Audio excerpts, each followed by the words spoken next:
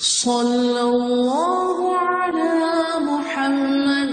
صلی اللہ علیہ وسلم. اللهم صل على محمد النبي الأمي وعلى آله وسلم تسليما. اعوذ باللہ من الشیطان الرجیم. بسم اللہ الرحمن الرحیم والصلاة والسلام علی رسولہ الکریم. بخاری شریف باب المساجد، اس میں کچھ بس حدیث اب رہ گئی ہیں ہماری، تو آج جو حدیث ہم پڑھیں گے اس میں ایک باب کا عنوان ہے ادخال البعیر فی المسجد للعلت، کہ مسجد میں مجبوری یا کسی وجہ سے اونٹ کو داخل کرنے کا بیان. اونٹ کہہ لیں یا سواری کہہ لیں. وقال ابن عباس فرماتے ہیں طاف نبی صلی اللہ علیہ وسلم علی بعیر، کہ نبی کریم صلی اللہ علیہ وسلم نے اونٹ پر بیٹھ کر طواف کیا. تو اب اس میں مقصد کیا ہے کہ کوئی شخص بیمار ہے یا کوئی اور وجہ ہے کہ وہ پیدل چل کے طواف نہیں کر سکتا، تو اس کو پھر اجازت ہے کہ وہ مسجد میں اونٹ کو داخل کرے اور طواف کر لے. اب اس کو ہم آج کے دور میں ہم ذہن میں یہ رکھ لیں کہ ظاہر آج اونٹوں پہ تو کوئی سفر بھی نہیں کرتا اور اونٹ پہ کوئی طواف بھی نہیں کرتا. آج کل جو طواف ہیں وہ گاڑیوں پہ ہوتے ہیں یا ویل چیئرس پہ ہوتے ہیں. تب اس کو اپنے ذہن میں رکھ لیں کہ مسجد کے اندر یا مسجد الحرام کے اندر مطاف کے اندر ویل چیئر یا کوئی اس نوعیت کی الیکٹریکل ویل چیئرس بھی ہیں یا اس طرح کی کوئی گاڑی جو ہے اس کو چلانے کا بیان ہم اس کو کہہ سکتے ہیں. لیکن اس وقت جو سواریاں تھیں وہ اونٹ تھی. تو نبی کریم صلی اللہ علیہ وسلم نے حجۃ الوداع کے موقع پہ ہم پڑھتے ہیں کہ اونٹ پہ چڑھ کے طواف کیا تھا، اور اس کا مقصد ایک تو یہ تھا کہ آپ صلی اللہ علیہ وسلم نمایاں ہو کے طواف کریں اور لوگ دیکھیں کہ آپ صلی اللہ علیہ وسلم سارے مناسک جو ہیں وہ کیسے ادا کر رہے ہیں. اور دوسری چیز یہ تھی کہ ایک حجت بھی لوگوں کے سامنے ہو جائے اور لوگوں کو معلوم ہو جائے مشکل یا مجبوری یا بیماری کی حالت میں سوار ہو کر بھی طواف کیا جا سکتا ہے. اور دوسری وجہ یہ تھی کہ چونکہ رش بہت زیادہ تھا اور نبی کریم صلی اللہ علیہ وسلم کے لیے پیدل طواف کرنا مشکل تھا، یا جو بھی وجہ تھی. تو یہ دو وجوہات تھیں اور اسی سے استدلال ہم یہ کر سکتے ہیں کہ اگر پیدل مشکل ہو تو سواری پر طواف کیا جا سکتا ہے. اور آج ویل چیئرس ہیں اور اس سے پہلے ڈولیاں ہوتی تھی مختلف قسم کی. جو لوگ جو کوئی 60-70 سال جن کی عمر ہے انہیں وہ منظر یاد ہوں گے کہ خانہ کعبہ کے ارد گرد افراد نے جیسے چھوٹے چھوٹے پیڑے ٹائپ یا چارپائیاں ٹائپ چیز ہوتی تھی اور اس پہ بیٹھے ہوتے تھے مریض یا بوڑھے لوگ، اور نیچے سے دو افراد نے اس کو اٹھایا ہوتا تھا اور اس کو طواف کراتے تھے. تو آج اسی کی جو متبادل صورت ہے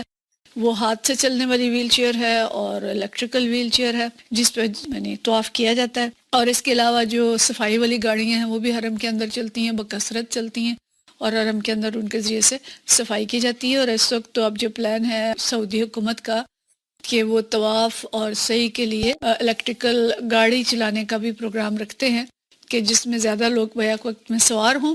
اور وہ طواف کر سکیں اور سعی کر سکیں. بہرحال یہ مستقبل کی بات ہے کب ہوگی. حدیث ہے اس میں 452، اور یہ حدیث جو ہے حضرت ام سلمہ رضی اللہ تعالیٰ عنہ سے روایت ہے. عن ام سلمہ قالت، ام سلمہ فرماتی ہیں شکوت الی رسول اللہ صلی اللہ علیہ وسلم انی اشتکی، میں نے نبی کریم صلی اللہ علیہ وسلم سے شکوہ کیا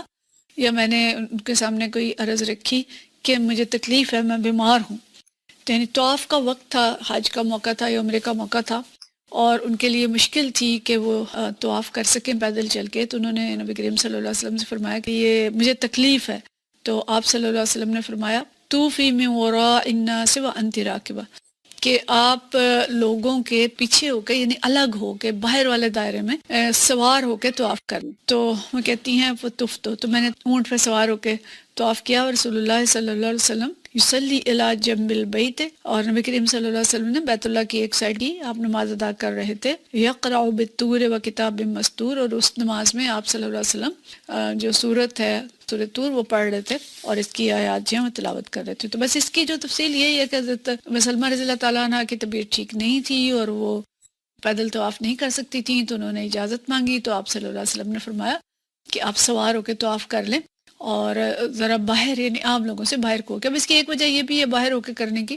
کہ کسی کو تکلیف نہ ہو. ظاہر ہے اونٹ ہوگا، اور آج اگر ویل چیئرز ہیں تو وہ بھی ہم دیکھتے ہیں کہ لوگوں کے پاؤں پہ لگ رہی ہوتی ہیں اور کافی لوگ زخمی ہوئے ہوتے ہیں ان سے. اور بہتر طریقہ یہی ہے کہ رش سے ہٹ کے اور باہر والی سائڈ پہ ویل چیئر چلائی جائے یا جو بھی کوئی سواری ہے اس کو باہر رکھا جائے، تاکہ باہر سے مراد جو آؤٹر سرکل ہے، بالکل باہر والی لائن ہے، آخری لائن ہوگی اس میں۔ تو اب تو خیر سعودی حکومت نے پابندی لگا دی ہے کہ مطاف میں ویل چیئر نہیں لائی جا سکتی، اور اوپر ہی اس کو، پہلے اس کے الگ خانے تھے اور اب اوپر کی منزل پہ ویل چیئر کے ساتھ طواف ہو سکتا ہے، لیکن جہاں پہ بھی ہو رش سے ہٹ کے اور سائڈ پہ ہو کے طواف کیا جائے، تاکہ کوئی نمازی، کوئی طواف کرنے والا اس کی وجہ سے زخمی نہ ہو اور کسی کو تکلیف نہ پہنچے۔ تو ایک بات یہ پتہ چلتی ہے اس میں کہ ایک تو یہ نا کہ معذوری کی حالت میں سوار ہو کے کیا جا سکتا ہے، اس پہ تو ہم نے کافی بات کر لی، اور دوسری بات یہ کہ عورت کو یہ چاہیے کہ حتی الوسع وہ مردوں سے الگ ہو کے طواف کرے، اور مردوں کے ساتھ مکس ہونے کے بجائے عورتوں کو، جیسے نبی کریم صلی اللہ علیہ وسلم نے فرمایا کہ آپ پیچھے ہو کے ورا جو عام لوگ ہیں ان سے ذرا ورا پہ جا کے، دور جا کے تو طواف کر لیں۔ تو عورتوں کو بھی کوشش کرنی چاہیے کہ جہاں مردوں کا رش ہو اس سے بچ کے اور الگ ہو کے طواف کریں۔ اگلی حدیث 453، اور یہ حدیث حضرت انس رضی اللہ تعالیٰ عنہ سے ہے۔ فرماتے ہیں ان رجلین من اصحاب النبی صلی اللہ علیہ وسلم،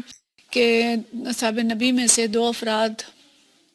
خرج من عند نبی صلی اللہ علیہ وسلم، نبی کریم صلی اللہ علیہ وسلم کے پاس سے نکلے، فی لیلۃ مظلمۃ، ایک اندھیری رات میں، یعنی رات کا اندھیرا تھا، اور دو صحابہ کرام نبی کریم صلی اللہ علیہ وسلم کی محفل سے نکلے، اور ان کے بارے میں یہ کہا جاتا ہے کہ یہ حضرت اسید بن حضیر اور حضرت عباد بن بشر تھے، کہ یہ دو صحابی تھے جو نکلے آپ صلی اللہ علیہ وسلم کی مجلس سے، وَمَعَهُمَا مِثْلُ الْمِصْبَاحَيْنِ، اور ان کے پاس روشن چراغ کی طرح کی کوئی چیز تھی، یعنی رات تو اندھیری تھی لیکن ان کے پاس کوئی ایسی چیز تھی جو ان چمک رہی تھی، یُضِیئَانِ بَیْنَ أَیْدِیہِمَا، کہ جو ان کے ہاتھوں، جو ان کے آگے آگے روشنی پھیلا رہی تھی، کوئی چیز تھی۔ اب آج تو ٹارچ ہوتی ہے یا بہت سی چیزیں ہیں جو اندھیری رات میں انسان لے کے چل سکتا ہے، اب تو موبائل ایسے ہیں کہ جن کے اندر ٹارچ اور روشنی کا بندوبست ہوتا ہے، اس وقت ایسی کوئی چیز نہیں ہوتی تھی، اور چراغ جلتے تھے، تیل سے ان کو پکڑ کے چلنا ممکن نہیں ہوتا تھا۔ تو یہ صحابہ کرام جو ہیں یہ آ رہے تھے اور ان کے پاس کوئی ایسی چیز تھی کہ جو ان کے آگے آگے روشنی کر رہی تھی۔ فَلَمَّا افْتَرَقَا صَارَ مَعَ كُلِّ وَاحِدٍ مِّنْهُمَا وَاحِدٌ، کہ پھر کیا ہوا کہ جب وہ دونوں ایک دوسرے سے الگ ہوئے تو ہر ایک کے پاس اسی طرح کی روشنی تھی، یہاں تک کہ حتیٰ أَتَىٰ أَهْلَهُ، کہ وہ اپنے گھر پہنچ گئے۔ اچھا، اب یہ جو حدیث ہے یہ سمجھ میں نہیں آیا کہ اس میں باب المساجد میں کیوں لائے ہیں۔ شاید اس کا مقصد یہ ہے کہ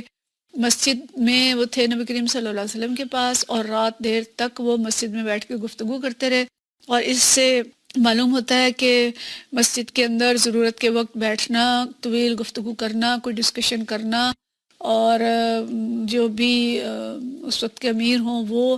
یا امام مسجد کے ساتھ، مطلب کہ اس طرح کی گفتگو بھی وہاں بیٹھ کے ہو سکتی ہے۔ تو یہ پہلو لگتا ہے کہ یہ اس وجہ سے یہ حدیث جو ہے یہ اس میں لائی گئی ہے۔ دوسری چیز جو میں پتہ چل رہی ہے وہ ان دونوں صحابہ کرام کی کرامت ہے کہ ان کے پاس ویسے کوئی چیز نہیں تھی۔ ایک لاٹھی حضرت اسید بن حضیر کے پاس تھی اور ایک لاٹھی حضرت عباد بن بشر کے پاس تھی۔ دونوں کے پاس لاٹھیاں تھیں، جو روٹین کی، جو سے معمول کی لاٹھیاں ہوتی ہیں جن کو لے کے چلا جاتا ہے، تو ان لاٹھیوں سے روشنی نکل رہی تھی، اور اس روشنی میں یہ دونوں چل رہے تھے۔ اور جب راستے میں وہ دونوں جدا ہوتے ہیں، اپنے اپنے علاقے کی طرف جاتے ہیں، تو ہر ایک کی لاٹھی جو تھی وہ الگ سے روشن ہو گئی، اور پھر ایک روشنی کے بجائے دو روشنیوں کا انتظام ہو گیا۔ تو گویا یہ صحابہ کرام کی کرامت تھی۔ تو اس طرح کے واقعات بعض اوقات ہوتے ہیں، صحابہ کرام کے ساتھ بھی ہوتے رہے، علماء کرام کے ساتھ بھی ہوتے ہیں، انبیاء کے ساتھ ہوں تو وہ معجزات ہوتے ہیں، اور اگر انبیاء کے علاوہ کسی اور کے ساتھ ہو تو اس کو کرامت کہتے ہیں۔ اور اس طرح کی کرامتیں جو ہیں یہ اب تک بھی ہوتی ہیں دنیا کے اندر، اور جن کی کوئی توجیہ عقلی لحاظ سے پیش نہیں کی جا سکتی۔ یہ اللہ تعالیٰ کا کرم ہوتا ہے، اور اللہ کے کرم سے اللہ تعالیٰ کوئی نشانی کبھی کبھی دنیا کے لیے دکھا دیتا ہے جو اس کی قدرت کو واضح کرتی ہے، یا وہ جو صاحب کرامت ہے اس کی تقدیس کو اور اس کی کوئی جو شان ہے اس کو واضح کرتی ہے۔ تو اس طرح کے واقعات ہم پڑھتے رہتے ہیں کبھی کبھی جو مختلف افراد کے ساتھ پیش آتے ہیں۔ تو بس یہ دو حدیث آج کی، جس میں ہم نے دیکھا کہ مسجد کے اندر، حرم کے اندر سوار ہو کے طواف کیا جا سکتا ہے۔ اسلام اتنی گنجائش دیتا ہے، اللہ تعالیٰ کے فضل و کرم سے اتنا فلیکسیبل دین ہے کہ اس کے اندر کوئی ایسی سختی نہیں ہے کہ بس اب مر رہے ہو، جی رہے ہو، اللہ کا گھر ہے اور چل کے ہی طواف کرنا ہے، اور آپ کے پاس کوئی گنجائش ہی نہیں ہے کہ کتنی مشکل میں ہوں اور کوئی رعایت اللہ کی طرف سے مل جائے۔ بے شمار رعایتیں ہیں جو اللہ تعالیٰ نے دی ہیں، اور انہی میں سے ایک رعایت یہ ہے کہ سوار ہو کے طواف یا سعی یا حج یا عمرہ کر لیا جائے. اور دوسری چیز جو ہے کہ مسجد کے اندر بیٹھ کے ڈسکشنز اور گفتگو کی جا سکتی ہے، رات گئے تک بھی کی جا سکتی ہے، اور مسجد کے اندر یہ چیز ممنوع نہیں ہے. البتہ لا یعنی باتیں اور لا یعنی گفتگویں اور خواہمخواہ کا ٹھٹھا اور ہنسی مذاق، وہ چیزیں مسجد کے اندر ناپسندیدہ ہیں. وآخر دعوانا ان الحمدللہ رب العالمین. صلی اللہ علی محمد صلی اللہ